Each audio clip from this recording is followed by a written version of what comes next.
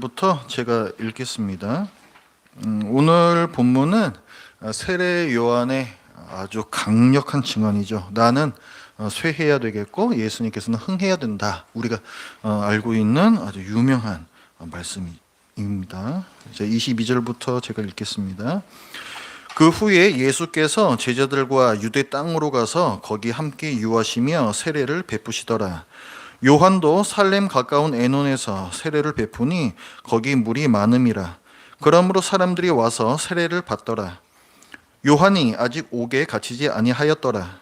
이에 요한의 제자 중에서 한 유대인과 더불어 정결 예식에 대하여 변론이 되었더니 그들이 요한에게 가서 이르되 랍비여, 선생님과 함께 요단강 저편에 있던 이 곧 선생님이 증언하시던 이가 세례를 베풀매 사람이 다 그에게로 가더이다. 요한이 대답하여 이르되 만일 하늘에서 주신 바 아니면 사람이 아무것도 받을 수 없느니라. 내가 말한 바 나는 그리스도가 아니요 그의 앞에 보내심을 받은 자라고 한 것을 증언할 자는 너희니라. 신부를 취하는 자는 신랑이나 서서 신랑의 음성을 듣는 친구가 크게 기뻐하나니 나는 이런 기쁨으로 충만하였노라. 그는 흥하여야 하겠고 나는 쇠하여야 하리라 하니라. 위로부터 오시는 이는 만물 위에 계시고 땅에서 난 이는 땅에 속하여 땅에 속한 것을 말하느니라. 하늘로부터 오시는 이는 만물 위에 계시나니 그가 친히 보고 들은 것을 증언하되 그의 증언을 받는 자가 없도다. 그의 증언을 받는 자는 하나님이 참되시다는 것을 인쳤느니라. 하나님이 보내신 이는 하나님의 말씀을 하나니 이는 하나님이 성령을 한량없이 주심이니라. 아버지께서 아들을 사랑하사 만물을 다 그의 손에 주셨으니 아들을 믿는 자에게는 영생이 있고 아들에게 순종하지 아니하는 자는 영생을 보지 못하고 도리어 하나님의 진노가 그 위에 머물러 있느니라. 아멘. 우리는 자기 증명의 시대 혹은 자기를 끊임없이 전시해야 하는 시대를 살고 있습니다. 인스타그램의 화려한 사진들, 유튜브의 조회수, 직장에서의 고과 점수, 이런 모든 것들이 내가 얼마나 가치 있는 사람인가를 증명하라고 강요합니다. 이러한 문화적 압박 속에서 현대인은 내가 무대 중앙에 서 있지 않으면 못하는 병, 견디지를 못하는 그런 병에 걸려 있습니다. 나의 수고가 타인의 박수로 보상받지 못할 때 우리 영혼은 급격하게 내려앉습니다. 우리는 모두 스스로 빛이 되고 싶어 하며 내가 지은 성이 조금이라도 허물어지는 것을 용납하지를 못합니다. 이것은 단순히 성격의 문제가 아니라 우리 인간 내면에 있는 뿌리 깊은 죄입니다. 스스로 하나님처럼 되고 싶어 했던 아담의 후예들은 여전히 나라는 우상의 소음 때문에 하늘의 세밀한 음성을 듣지 못하고 있습니다.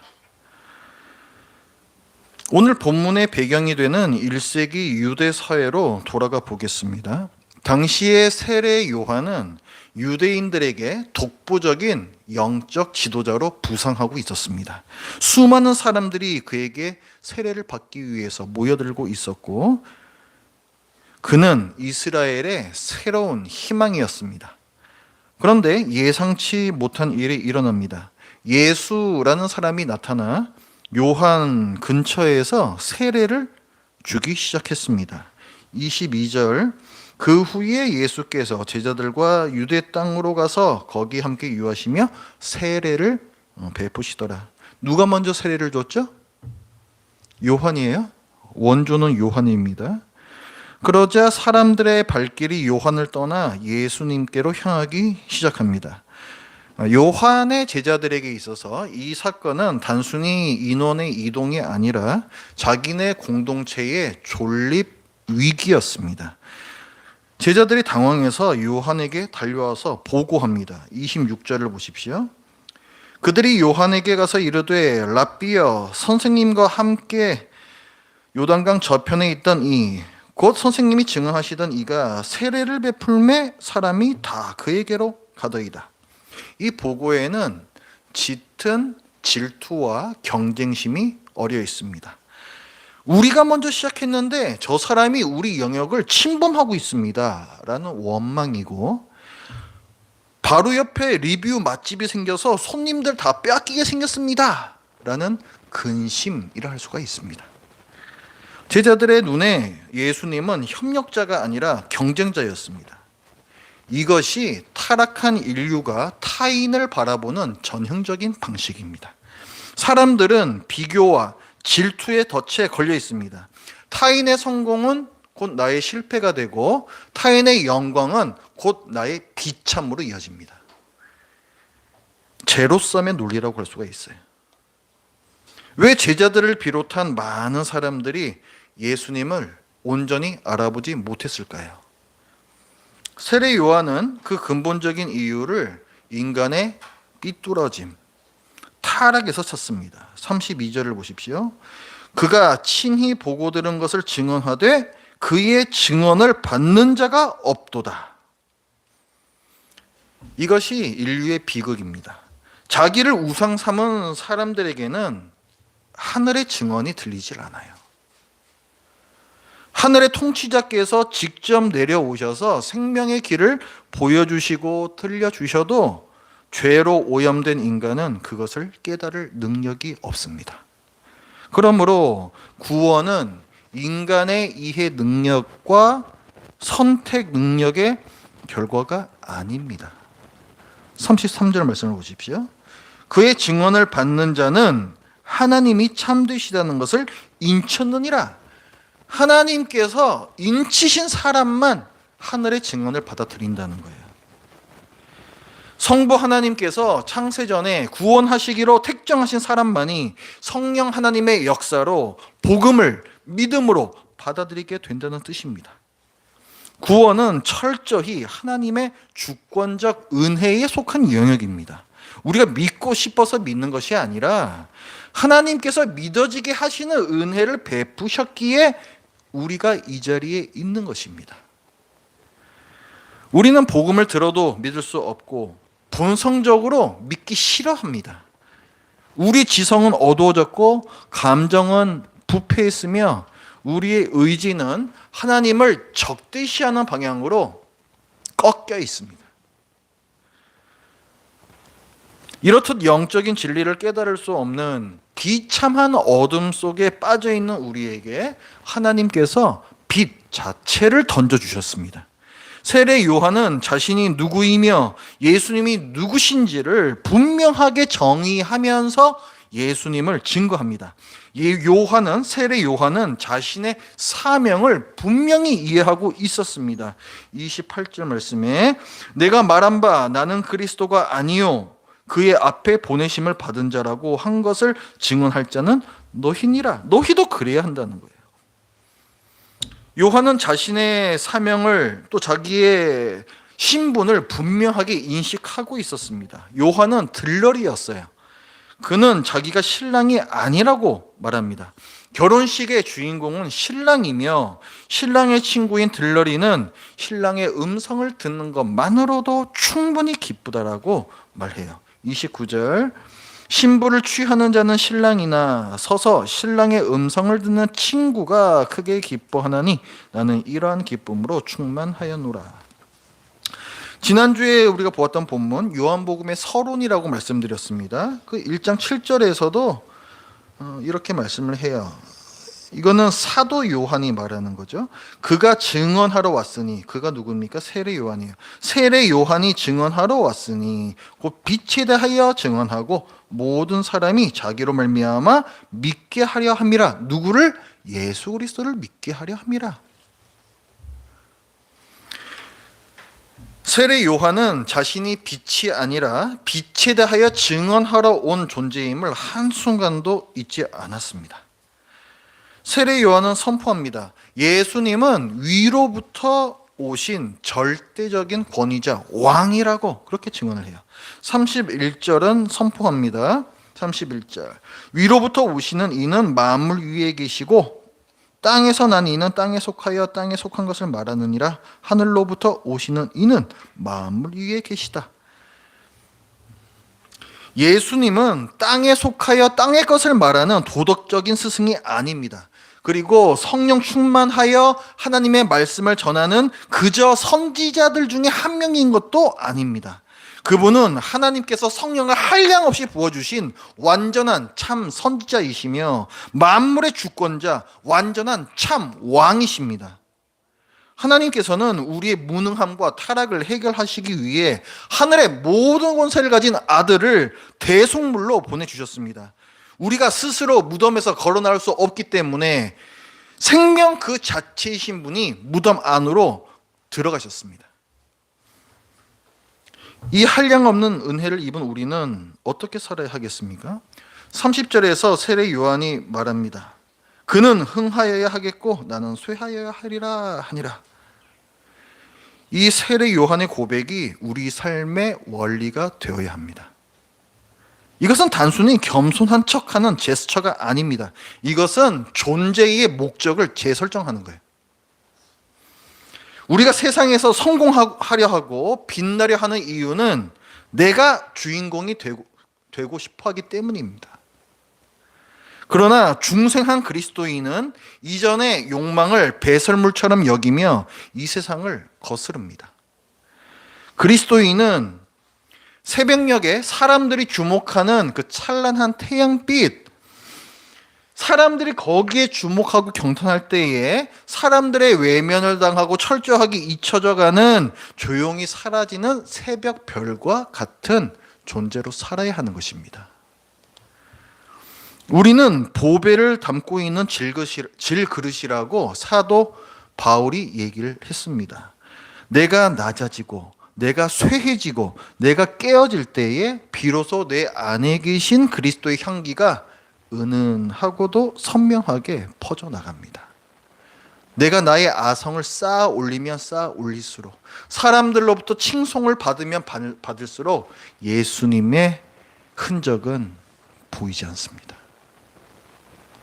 사람들에게서 여러분의 이름이 지워지는 것을 두려워하지 마십시오. 주님의 이름이 높아진다면 그것으로 충분하다는 세례 요한의 들러리의 영성을 회복하시기 바랍니다. 또한 믿음 이퀄 순종이라는 공식을 기억하십시오. 오늘 설교 본문의 핵심 구절인 36절입니다. 아들을 믿는 자에게는 영생이 있고 아들에게 순종하지 아니하는 자는 영생을 보지 못하고 도리어 하나님의 진노가 그 위에 머물러 있느니라. 이것은 반복법입니다. 앞절과 뒷절이 다른 얘기를 하는 것이 아니라 동어 반복법이에요. 히브리인들이 흔히 쓰는 문학 양식입니다. 여기서 주목해야 될 건 뭐냐면 누가 영생이 있습니까? 아들을 믿는 자에게 있다고 했습니다. 그 다음에 누가 영생이 없습니까? 아들에게 순종하지 아니하는 자가 영생이 없습니다. 두 개는 같은 말입니다. 믿는 자의 반대말로 안 믿는 자가 아니라 순종하지 아니하는 자라는 표현을 쓰고 있음을 우리는 주목해서 봐야 하는 것입니다. 성경적 믿음은 단순히 머리로 맞습니다, 동의하는 것이 아닙니다. 믿음 이퀄 순종입니다. 예수 그리스도를 신뢰하여 내 삶을 이끌어가는 주체를 그분으로 바꾸는 것, 내 가치관을 그분의 말씀에 맞추어 조정하고 내 삶의 우선순위를 재편하는 실천적인 항복이 믿음입니다. 입으로는 믿는다고 하나 삶에서 순종의 열매가 없다면 그것은 죽은 믿음이며 여전히 하나님의 진노 아래 머물러 있는 죄인의 상태입니다. 오늘 본문 마지막 절의 경고를 무겁게 받아들이시기 바랍니다. 모든 사람은 타락한 상태로 태어나며 아담의 죄로 인해 그리고 자신의 죄로 인해 하나님의 진노의 심판을 받아야 하는 죄인들입니다. 우리 머리 위에는 하나님의 심판이라는 먹구름이 늘 드리워져 있습니다. 그러나 하나님께서는 아들을 믿는 자에게 영생이라는 선물을 주셨습니다. 이 영생은 단순히 오래 사는 것이 아니라 하나님의 찬란한 영광 앞에서 하나님의 말씀에 언제나 순종하며 그분과 친밀한 사랑의 교제를 영원히 누리며 사는 복을 뜻합니다. 하나님을 미워하며 하나님의 말씀을 듣기 싫어하는 사람은 그 세상에 어울리지 않기 때문에 지옥에 가는 것입니다. 슬프게도 지옥은 죄인에게 어울리는 곳이 아닐 수가 없습니다.